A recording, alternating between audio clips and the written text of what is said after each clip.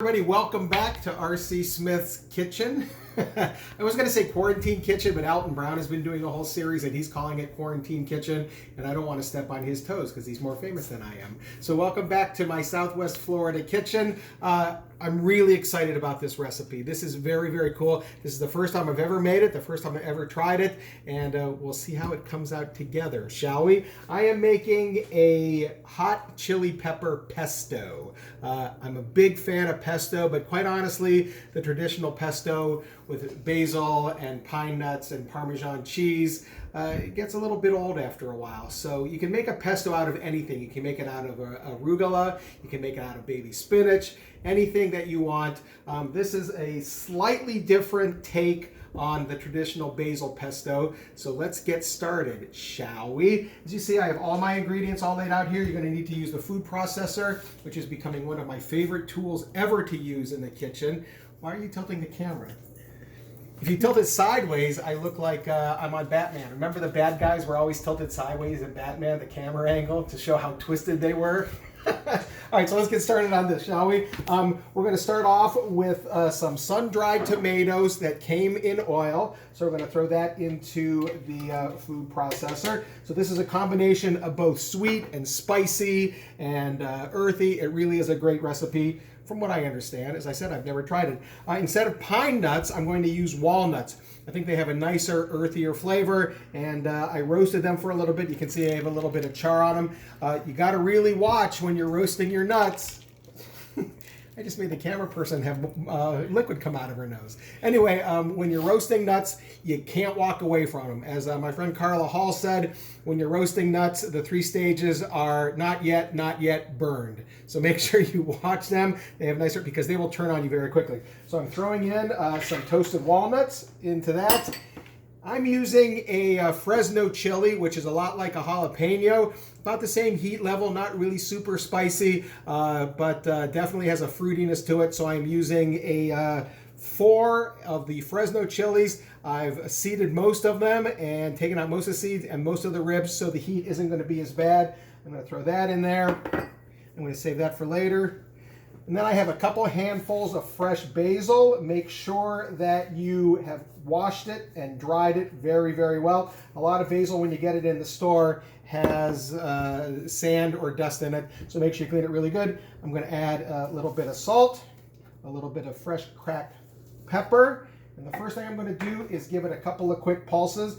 Traditional pesto has cheese in it. I am not using any cheese in this recipe at all. You could use Parmesan if you like. If you want to use like a cojita cheese, that might be really nice, but I'm not putting any cheese in this because I'm planning on putting the pesto on a little crostini with some goat cheese, and I think that'll be a really nice appetizer. All right, so you take it for a spin. All right, and when you get it to about halfway done, you give it a good scrape.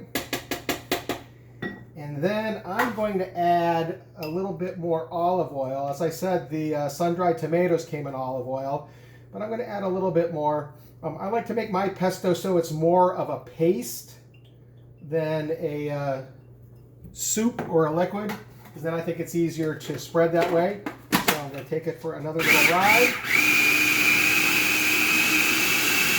And that, my friends, holy smokes, that is looking tremendously good. Take a look in there.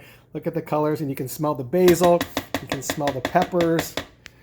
I'm going to add just a little bit more olive oil because I want it to be just a little thinner.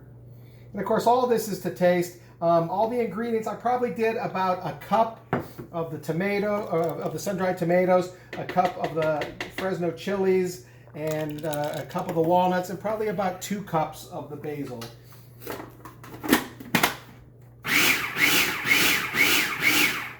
And that is where I want this guy. So I'm going to take the blade out. Be very careful because the blade is very unforgiving. Take the blade out. Bring a bowl over here. Take this. Sorry, I'm left-handed, so you're looking at the bottom of it.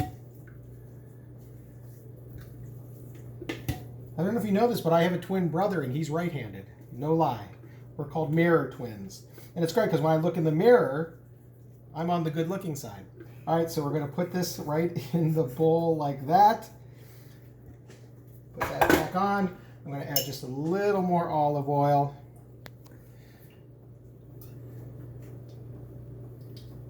Give that another quick stir. And now we get to taste it. I'm gonna have my camera person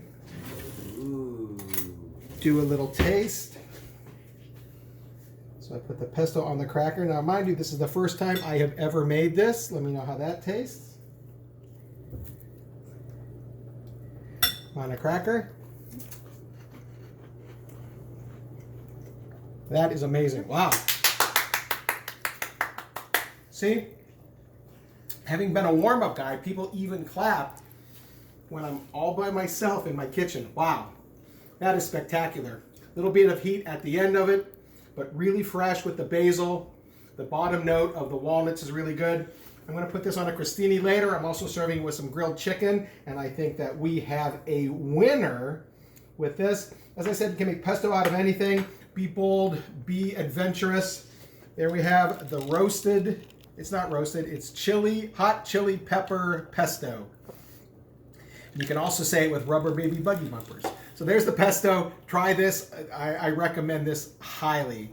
And I believe the studio audience likes it as well. Yes? Woo! Takes me back to my warm-up guy days. My name's R.C. Smith. Make this. It's delicious. See you soon.